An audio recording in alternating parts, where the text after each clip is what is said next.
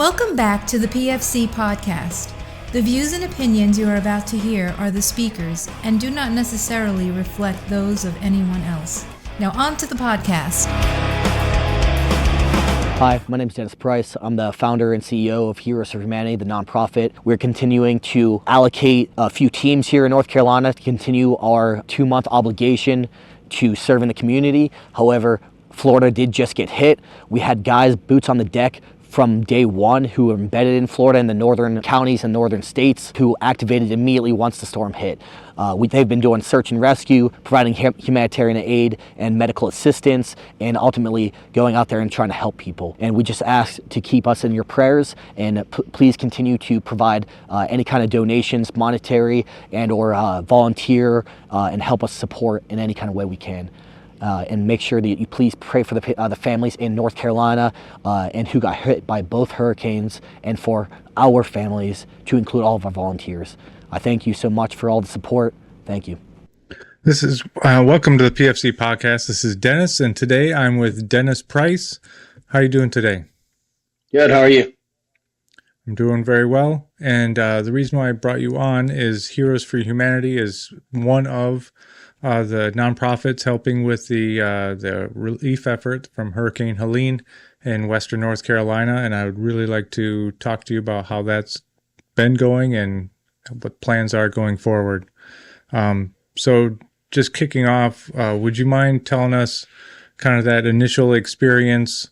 So September 27th, in the early mornings, that hurricane went through and just brought massive amounts of rain, flooding, mudslides, etc. We've all seen the videos of it, but how soon was Heroes for Humanity, the other nonprofits, coming in to help? Yeah, so Heroes for Humanity, how we specifically work is we get ambassadors who either I serve with or people who want to be involved, and so we make ambassadors all throughout the states. So exactly if this happens, it gives us that quick reaction force capability. So when North Carolina got hit by the hurricane, we immediately activated probably 3 to 6 initial volunteers right when the storm went through, and they're boots on the deck already because they're embedded there. And so right when we hit down, we had to try to figure out, calm the chaos, is like where was the most hit areas, what's going on, and specifically, if you saw in the news, is Yancey County, obviously Asheville, Lake Lore, a small town called Bat Cave, and Silo, I think, is one of the areas that you're specifically talking about, where that river of Tow River and a few other rivers, I think it was like Price Creek and River, someone came out and said that it had 2 to 3 times the amount of velocity from the water that of Niagara Falls. And it was tremendous. And everyone saw the videos and everything like that. But that was one of the missions that we specifically took down at Heroes for Humanity, was that riverbed of where about 30 to 40 mobile homes, campers, and everything like that on ground zero, where that their RV park was. It was spread out for about 12 to 15 miles, of like this chunks the size of a table. And for the next 12 to 15 miles, with just 30, 40 campers completely gone and decimated, to include unknown amount of families. So, yeah. And I imagine, from a medical aspect, I'm first thinking of things like scene safety, mass casualty type stuff, right? Because that's something that I'm trained in. But you have all kinds of things, like people need water, people need heat, people need clothing, people need safety. So how does one kind of get into that area and then suss out all the needs, right away? Yeah. So for being in this line of work of humanitarian medical aid, it's surprising that everyone who I talk to and try to get volunteers were like, let's immediately get pallets of water and food, and we'll just bring it to them. And that's a good idea, but every time you go there, it's America. The way they're able to help is if they're not physically able to help, you get there and there's tons of food stacked up. There's tons of water immediately, because that's the initial wave of things that people need.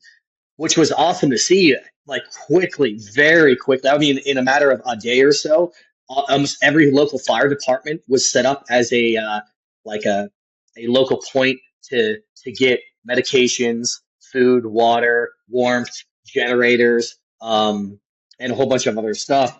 But specifically, I would say churches and fire departments were the main get to. So the initial front of things, we didn't need food, water. They just needed people. And through specifically the mountains in North Carolina, it was so treacherous that they just needed people to go out and deliver the medications. Initially, the word on the street that came is we need insulin and O2 right from the get go. That was a hard one. It was very hard to source for the first couple days, and then they would fly it in and drop it off in helicopters throughout local, either hospitals or link up points in fire departments. So, what our guys did is right when we got down on the ground, we saw what the fire departments had, we saw what they were missing, we saw the most needs, and then we kind of prioritized it, like pretty much like triage, but doing it in the other aspect. You mentioned mass cas and triaging. It's very similar, but you're going to do it in a supply triage. And then what are the needs of the people? And then can we source throughout other counties and everyone else? And can we source outside state? And that's pretty much how it kind of went. Really quickly, within 3 to 4 days, it was an overwhelming amount of food, water, medical supplies, and they just needed people to deliver to. And that's where we came in. We would put on 100-pound rucks of just medical supplies, insulin, O2, EPIs, nitro, aspirin, and anything that we would immediately go to a scene and see someone down, and we'd be like, immediately, what do they need help? And some of it was Narcan, because it is the mountains, and there are people who have addictions, especially if they've been isolated, they have a problem. So the first initial phase was the search and rescue phase. And so we went and did search and rescue, but specifically we're inserted our skills and capability and provided medical aid assistance. And if I can hit on one thing that you mentioned, you said a laundry list of missing people. So when we first got there, it was like, what's going on? How can we help? And they said, well, who are you and what are your guys' skills and what can we do? I said, well, I have about 12 special operators in and out of uniform right now at your disposal. I said, they're like, well, these areas are hit the worst, Yancey County, CeeLo, Bat Cave, Lake Lore, and Chimney Rock. Those are some of the few areas. I said, well, what's the problem? They said, this is a mountainous area, and there's roads that are blocked off, so they're 5 to 6 miles back. So I said, well, all of our guys are special operators. We have our rucks with us. So we started loading it full of those supplies and going and navigating through the harsh terrain that most of the time even horses couldn't get to. So we'd go and start doing health and welfare checks. There was a laundry list of 1,500 missing people. And I would say probably out of that, initially there's probably only 500 actually missing. And the rest just needed health and welfare where their families haven't heard from them 5, 6, 7 days. So we'd go there. Some of them were diabetics. Some of them were just really elderly people. They needed medication really bad. So we would go in there. A lot of our guys are EMT plus. I'm a SOEMT grad. So we would go up there, provide initial assessments, get their vitals, record them, take a supply of and a picture of all their dire medications and say, do you have enough for 2 weeks? And then if they didn't, we take a picture of that and then we'd bring it back to our PA and doctors who provide that. And then we would either bring in the doctor on foot or we would try to get that person back out so they can get their narcotics to whatever prescription they needed. So, yeah. And I would think, like you mentioned, like the churches, fire departments, that local, like community-based centers, I guess, like they probably have a really good list of like, who are the elderly people? Where do they live? Who are the diabetics? Who are the people with heart problems? Like there's probably a really good institutional knowledge, but just that community knowledge of like, oh yeah, this guy probably by now is in a hurt locker. Yeah, absolutely. You nailed it. And when I went to the SOEMT, I had to do my ambulance time. the people I attached to with my ambulance time, you're right. Right when we went up to this house, they already knew. They're like, oh, this address, this lady, she calls once a week. She has heart. They all knew almost the normal people. So you're right. Communities, they could take care of each other. Yeah. Yeah. And I think just, just going in and just getting a pulse. I think there's a lot of impatience with some kind of, disaster, or which is absolutely understandable. I want to go help. Well, first you got to find out what the actual problem is. Oh, just my opinion. No, you nailed it. Especially what we see there. That's why Heroes for Many was able to take off in such a great way. We immediately booked it there. We're the first boots on the deck. While everyone else was pending to seeing what was going on, they're pending funding, what's going on with FEMA funding, what's going on with DoD funding or National Guard funding. We were already knocking out a tremendous amount of those rescues, and it's like, hey, we don't need funding. We just need to get to help people, and we don't have to wait around for orders to do that. We're just going in and just helping whoever it needs it.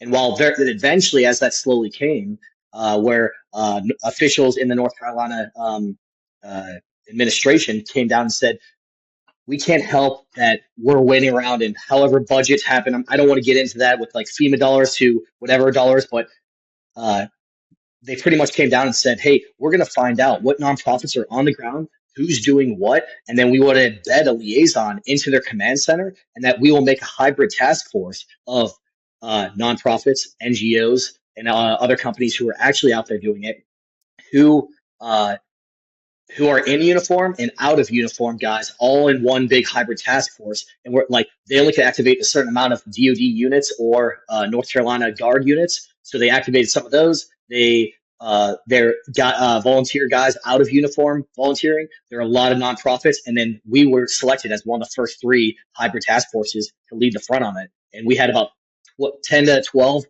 nonprofits companies, all directly under the umbrella of Heroes for Many, at about 8 DoD units who were directly attached and integrated in with us, and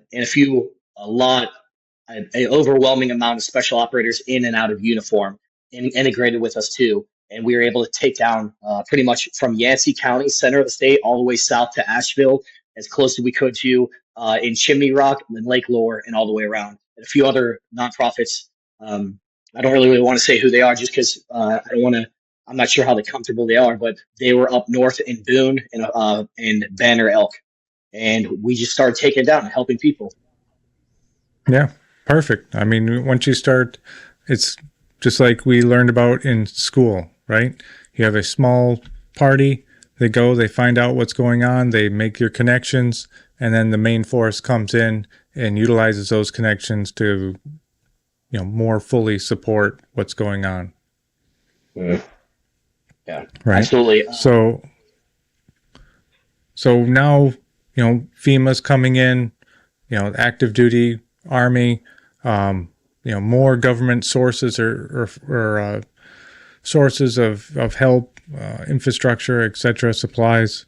Did they send out like an advanced party beforehand to try and coordinate? Because 500 buses with 1,000 people showing up can probably put a kink in what's going on at like the command center. You know what I mean?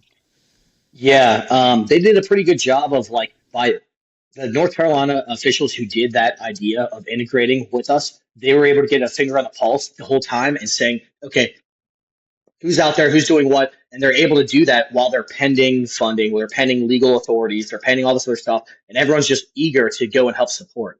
And then the guys in and out of uniform, the ones they were able to, they were integrated with us and doing missions. So right when it came time for the main party come, all they did was flood into the areas that they wanted to. And it looked, from the outside looking in and knowing this, the North Carolina governor and all of their officials did a very good job in the situation they had.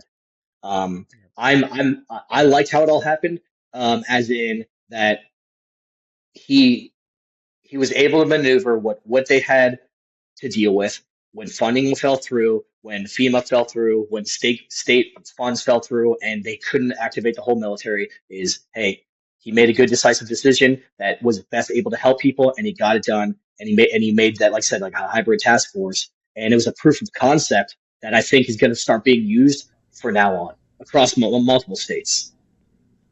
Perfect. So it was, the North Carolina government, they were telling like the active duty, the National Guard, etc., hey, set up over here, set up over there. Because just from outside looking in, it looked like an enormous amount of people just showed up, and it was like, we're just going to set up over there. And that started to create some conflict with different entities who are already set up. Yeah, I can't say if that, like, from what I saw, I did not see any conflict of that in my area. I've heard some things on either social media or people told me. We were just so busy on just doing our thing, and that was focused on the mission of rescues and saving people and helping people, and like all the other stuff. We were just so overwhelmed, like a list of 1,500 people, just knocking them out, about 7 to 10 families a day, and then as we kept growing, and we ultimately had 44 people under our coalition of Directly for Heroes Humanity. And then I said that the 10 to 12 nonprofits companies, and then 8 DoD units, and a whole bunch of staff operators in and out of uniform. We just focused, and the good thing is we had the bona fides of being that hybrid task force, so we didn't have to get stopped by law enforcement. Hey, you guys can't be here. Then like different ones. So when the 82nd Airborne, 101st, or whoever showed up, it backs us even more because we are also in and out of uniform members. So it helped our case, and we were able to maneuver and weave around like that gray area of like, hey, are you guys with the government or not with government? Okay, these guys are with the government. Hey, I'm also, I'm Gunnery Sergeant XYZ. Whoever. So it was like I said, with everything of the outside factors coming in, I think we did a big proof of concept that would be a good standard make and model of just, like I said, people helping people, local communities standing up and doing this. And now we don't know if FEMA or other government money will come, but we don't have to, we know now know that we can do without, or we can still at least survive until it slowly comes, and we can, backlog all that stuff. Yeah.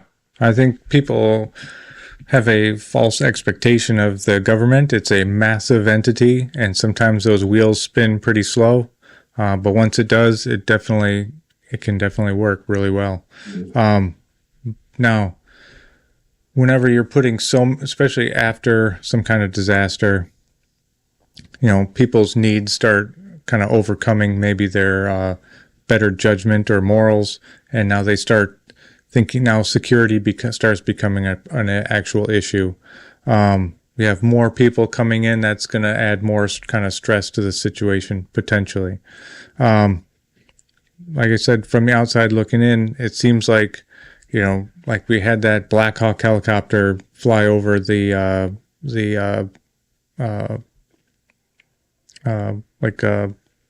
supply area, and then, people start getting internet access, and so they start posting their thoughts, and people on the outside start adding their thoughts to the situation, and things get really political it doesn't have to be at all.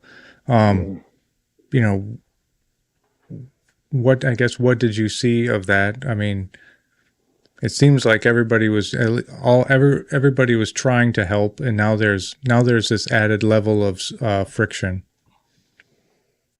Yeah. So what I see, and from all the stuff I do here in natural disasters to crisis response to any of that stuff, is everyone goes on survival mode.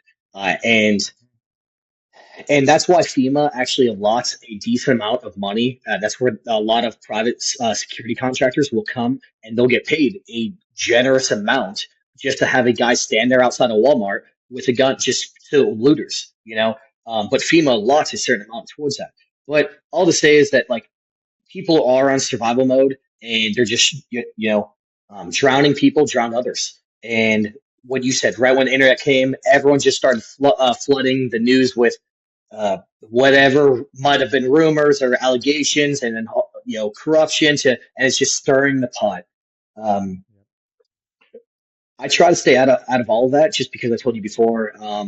my thoughts is like, all I know is that we live in a world that, systems fail, governments fail. There's corruption all around. Other countries are corrupt at sometimes, maybe ours is at certain points. But all I know is, in the end, we can only rely on each other and people helping people and try and do the right thing for a reason. So we focused on that. There were, in some areas, there were specks of truth to that. So one specific area was Batcave, and I'm going to say that because this was appalling. So I went to Batcave on, I think, like week one or so, after I came back down from the north, in Yancey County. I was going to help out one of my teams in Batcave, and I got there, and the town of Batcave Fire Department got held up and got raided by some of the people who came down from the mountains with ARs, raided all of their medical supplies, and then took back off. And at first I was upset, and then I was like, you know what? That's medications and stuff, so I can see that, because I told you, drown people, drown others, and everyone's in survival mode. At least it's medication. And then I told that to them, and they're like, oh, yeah, for the next couple days, and almost every night from there, they've been raiding the higher end areas, and they've been going in and stealing jewelry, money, and putting people at gunpoint and robbing. And there was an allegation, I can't confirm this one, they said that they were in a standoff against the police, like Mexican standoff style. And I was just like, man, I can't believe that. So when I rolled up that area, I saw it, and it was very post-apocalyptic style, where there were a lot of people with AR strapped to them, and camo pants who never even served or anything like that. And there were some just ridiculous people just running around thinking it was their Call of Duty. But what did I say? Everyone's in survival mode, and they're getting raided. And some of the police officers who came up to help support Batcave were from South Carolina. Everyone's flooding in other areas to help just provide, like, at least a show of force in this area. So it really stinks that people do that, but that's just the nature of the beast of humans and where we are in life. I expect that. So just because how I see every single time, from floods to natural disasters, that people only look out for themselves. It's very animalistic, and they're looking out for their immediate need, and they don't care what hands they have to step on to get so. I mean, look at every Black Friday. They're just looking for a discounted TV, and they're going and stopping people. So Yeah. Like you said, like you mentioned, like, it's just human nature, and you stress somebody enough, and just about anybody will break if you stretch them enough. So, I think that's kind of natural. Doesn't make it right at all, but it definitely adds a layer of friction. And like you mentioned, rumors and things like that. When information is not free flowing back and forth, it just opens the door for more rumors of what happened or why it happened or who is responsible for what. And, that just invites even more controversy and all that controversy and rumors that just hinders the effort that's needed to get done, because now they have to address, no, the government doesn't control the weather. Like, we didn't do this. It clouds the vision of people trying to go there and do help and actually do that. It's a misdirection. To put all of our energy, instead of helping, to just pointing fingers. It's this person's fault. It's this. If we only X, Y, Z, and yeah. So going forward from this, okay, now we're roughly 2 weeks into it. What still needs to get done? I mean, there's still missing people. I'm sure resources, like the U.S., we're real good at bringing resources. So I'm hoping like water and food and clothing are not a problem. But, I'm sure more needs to be done. What do they need?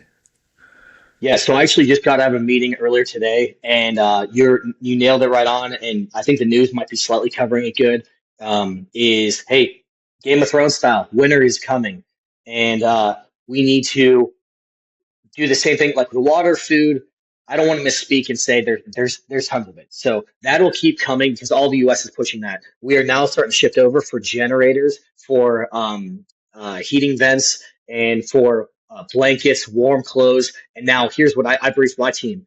I said phase 2 of the operation after initial search and rescue, it was to sustain and help rebuild, and immediately, because winter's happening, it's extraction and search and rescue again to delivering this stuff. So all those places and all those roads, you thought they were bad and that you thought they were like in the mountains on sides, barely washed out. Wait until there's black ice. Wait until there's snow. Wait until there's all this other stuff. And so we're gonna Heroes for Humanity again is gonna take flight and provide our special operators and now go again in a cold weather mountainous terrain. This, I think I could officially say, this is why I'm glad I went to ranger school in the mountains in the winter. I think that's the first thing. That's the first time anyone ever said that. So it finally paid off. Yeah, this was what it was all for. So we're gonna have to go and use the same skills of rappelling, traversing unexpected terrain in the wintertime, in through snow, and we're gonna deliver these blankets. We're gonna have to extract these people who don't have power, don't have heat, and that's the big one. This phase of the operation, how I briefed it today for my team, is the extraction phase. We're going to go there. We're going to do the same health and welfare checks with massive amounts of warring things, and then we're going to have to sustain that because, hey, they might be good. What's the first thing that, in any natural disaster when you say, hey, do you need help? How can I help you? And I have this and this. They said, no, I'm good. Give it to someone else. That is gonna bite them, or their stubbornness. They might take it, and then 3 days later, they might really need help. So that follow-on care, that follow-on checking in and health and welfare check is going to be extremely important for us at Heroes for Humanity. And like I said, because no one else was doing it when we were in Western North Carolina, the reason why we were so tasked out is because no one else was going 5 to 6 miles up and down through the mountains because there are no roads. We can't go by horseback. It's such treacherous terrain. And what I was telling a lot of people before, one of our first big missions was we did 5 and 6 miles up through terrain through the mountains because we couldn't go on any vehicles and to these isolated remote areas. Then we hit the riverbank that I said that washed away Silo in that RV park with like 30 to 40 families 30 to 40 campers. Well, we searched then as far as we could on foot along the riverside until we could not pass because the rapids and the terrain was so bad. So we had the last mile we backed up. We had to pull canoes out of the sand. We found paddles all throughout the past mile, and then we continued and we got on these canoes and we went down the wet rapids and we went and continued to search and look for people and provide them medical aid and assistance. So this is why I always say, like, how far is too far to helping someone? And here's Humanity, and here's what I strongly believe, that if it was my child, if I had to look and do a search and rescue, I'd flip over every single rock. I would scorch the earth until I found her or found them. And that's why I try to keep briefing my team as we like may lose hope, or to keep them engaged and make sure that you don't breeze over anything. So it was awesome. Like I said, we had 44 people there throughout the whole entire time, in and out. We provided proof of life, medical assistance, medical aid, and family support, and all this other stuff to 81 families. It was tremendous, and it was awesome. And we also got to share the gospel with them and give them hope, because once that in any kind of natural disaster like that, they need hope and they need salvation for that. So we were able to preach the word of God, and that's what our third pillar at Heroes for Humanity is: evangelism. We reach, teach, preach, and disciple, and that's what those people needed. They were broken, what I found was actually that the more people I led closer to Christ was not the victims, it was the team, all the volunteers who came here, and they went because, like, I want to do something that felt good for me. And when you realize we have nothing to do with this, it's about what you can do for the kingdom, and that you're praying over these people who have nothing left, and they don't even know where their family is, and they're destroyed. There's like, dozens and dozens and dozens or hundreds of people missing.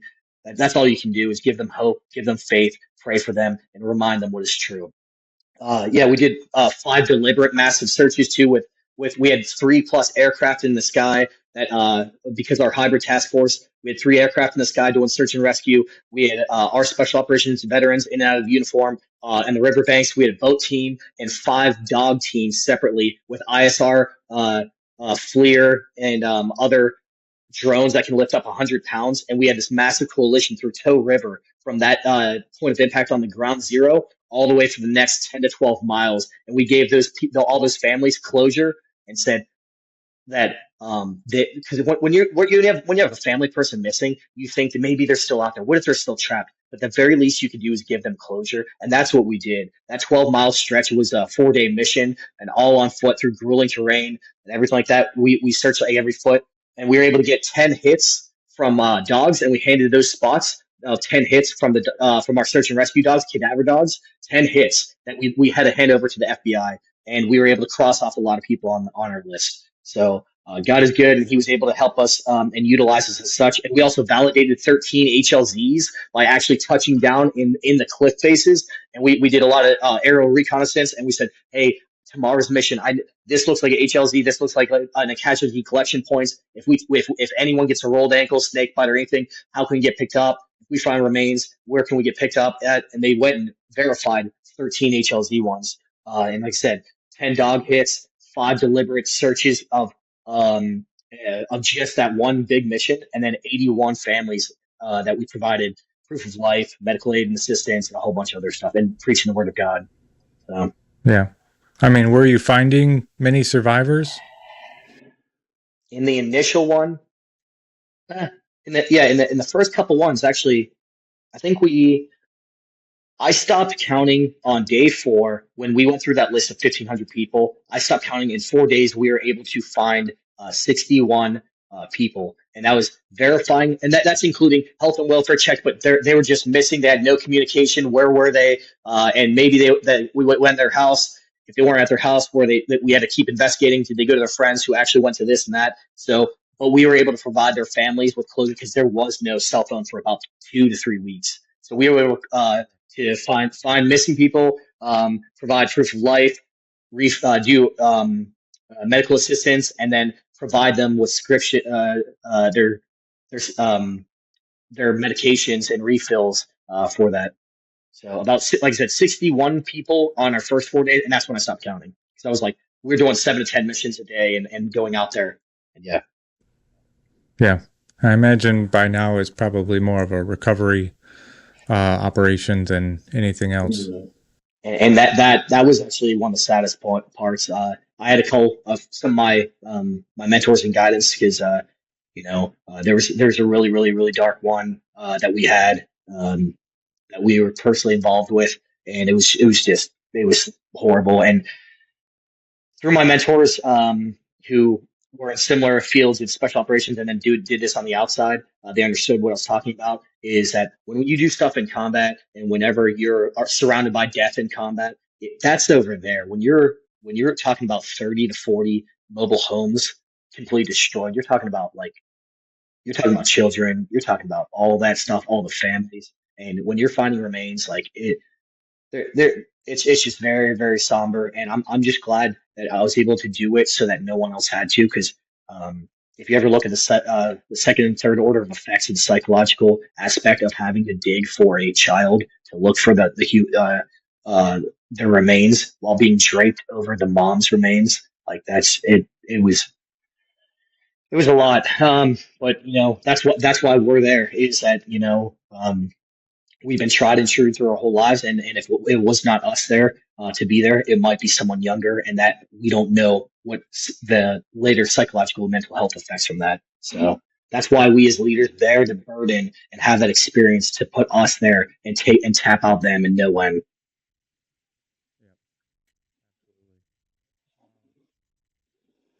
I imagine right now, like you mentioned, it's getting colder. People are without power, so whatever they would normally heat their homes with are probably not working as well as they did before. The simple answer is, we'll start a bonfire, we'll start a campfire to keep warm. But people first start forgetting things like carbon monoxide, carbon dioxide, cyanide. Absolutely. Yes. So, I mean, are you guys, teaching people like, don't start your fireplace in your house anymore because the vents or the drafts don't work anymore.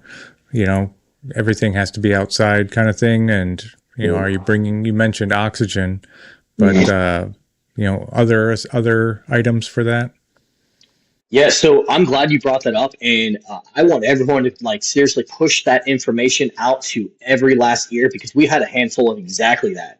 We had people had space heaters and or people had generators and they weren't properly ventilating, and that's exactly what we had. We had monoxide poisoning, and we had to immediately put on O2 on them, bring them to fresh air, and then treat them from there until we provided higher care. But that is something I'm really worried about when this winter thing is coming. Is like, do they know, or is it going to happen at night and while they're sleeping? There's a lot of this mission is not done, and it's a completely different mission now. Apples and oranges from what we just did. It would have been closing up right now, or like teetering off to like passing it to like Samaritan's Purse or someone real big, and they're just like handing out Bibles, handing out some clothes and food, and rebuilding.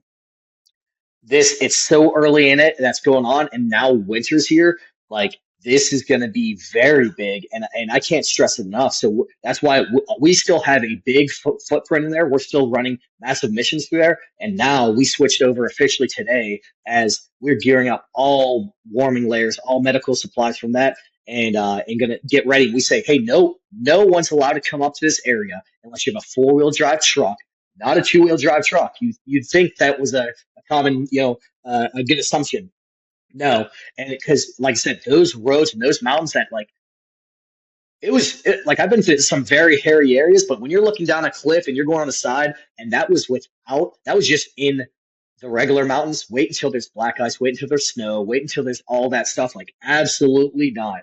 And trailers. Do not no more mass exiting. Like, that was a nice half. We barely got that stuff up. But now, if you're gonna try to tow a trailer with all this stuff, no, just you're gonna like you should do a lily pad operation, and you should close in from greater to smaller by giving it to those places that they then bring to these places that bring to these places. And I would start doing that now, so that by the time it's to going those really remote areas, they have them. But what do they say in the military? Proper planning prevents piss poor performance. Yep, absolutely. But people forget all these kind of little things that you would learn, or hopefully already, but they forget them. Like I said, when people get stressed, they do really weird stuff, and you got to kind of anticipate that and be able to save their butts. Yeah, and that's why I say, like, if when you one of the needs that when it immediately happened and we went to the fire departments, they were just overwhelmed with supplies. The need to all this other stuff is that, here's humanity, and us specifically.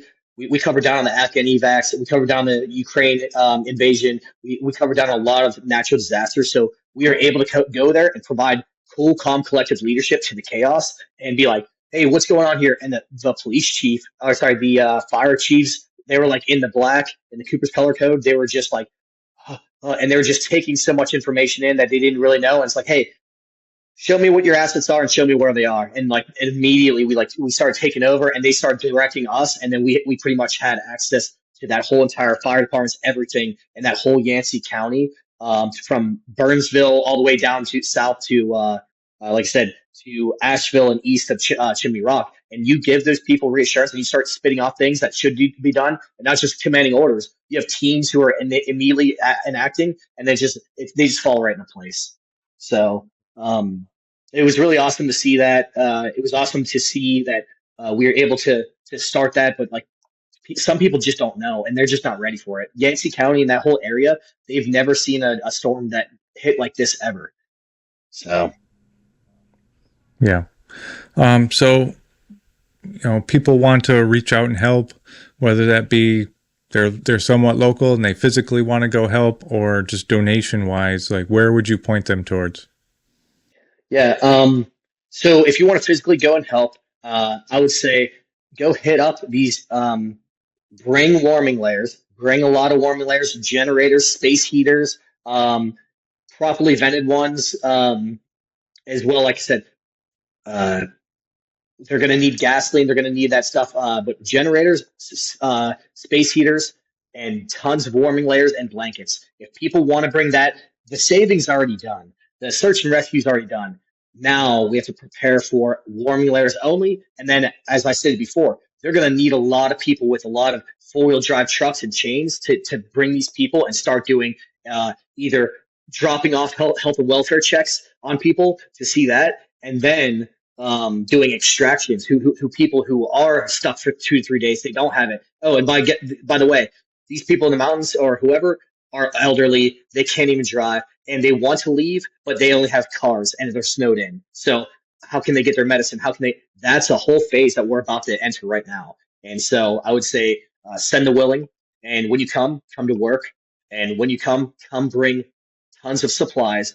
You could we have water, we have food, we have most of that stuff. Is bring cold weather gear and prepare for the storm coming, and prepare to work.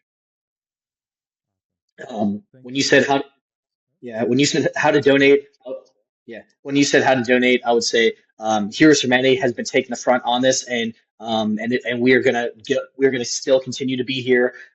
We were there on the initial invasion of it. We're in Florida also, a separate team from when it first happened. And so if you want to go to theheroesforhumanity.org, and we can provide it down there. That's our website. Donate it. We're a nonprofit, all tax deductible, and we do this all for free because we try to use the gifts and talents of the Lord to be his hands and feet and ultimately help people. And that's who we are. It's people helping people, doing the right thing for the right reason, because it's the right thing to do. It doesn't have to be worth it to do the right thing. So Awesome. Well, again, thank you, Dennis. I really appreciate you coming on, and hopefully you can get this out as soon as possible. All right, thank you. Have a good day. That's it for today's podcast. Make sure to go to our website, www.prolongedfieldcare.org. Check out our free downloads and a ton of other helpful information.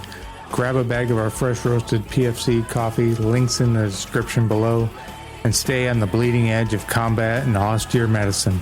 This is Dennis for the PFC Podcast, out.